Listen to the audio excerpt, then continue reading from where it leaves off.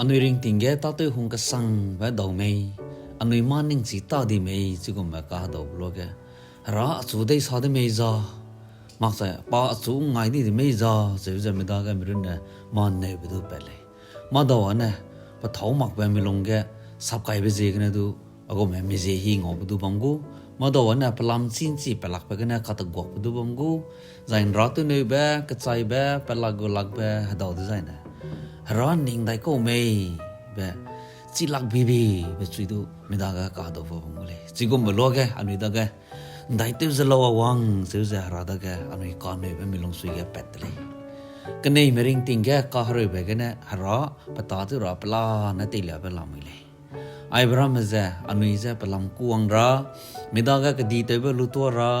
ใจหมุยจะเงาในมากราหังซีกันเนี่ยไม่ได้ก็ไปไกลไปดูบัมเลยก็สักอันน่ะมาเลยนะหังแกติงวังได้กันเลยแบบสีราดูเพื่อไกลไปลำวิเลย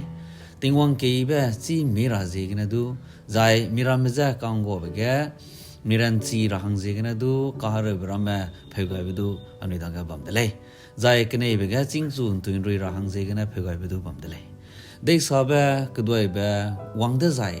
สวีบัมราไม่ลงตีบัมราหังแกไบเบิลนี่ดูก็เจอไปเจอแมทธิวมิงเอก็รู้กันนะตาเตวไปก็ดูรอมเลซี่ก็ดูเจมส์ก็ดูส่วนใหญ่ก็เจอเลยใจรอมแต่ใช้กงใครที่ใช้กันเนี่ยสัมเรียกไงแบบร้านนั้นไปสู้กับหงมาเลยนะหังแกมากี่บังเตวไงเลยก็เจอเลยจีจะกับหงมาเลยนะหังแกไปสู้หงมาหังกันเนี่ยก็เสียบวังเลยสู้เจียกี่บังแกตะเลยไว้เดเลยสุดเลยไอ้เจ้านุ่มกันเสียแบบไหน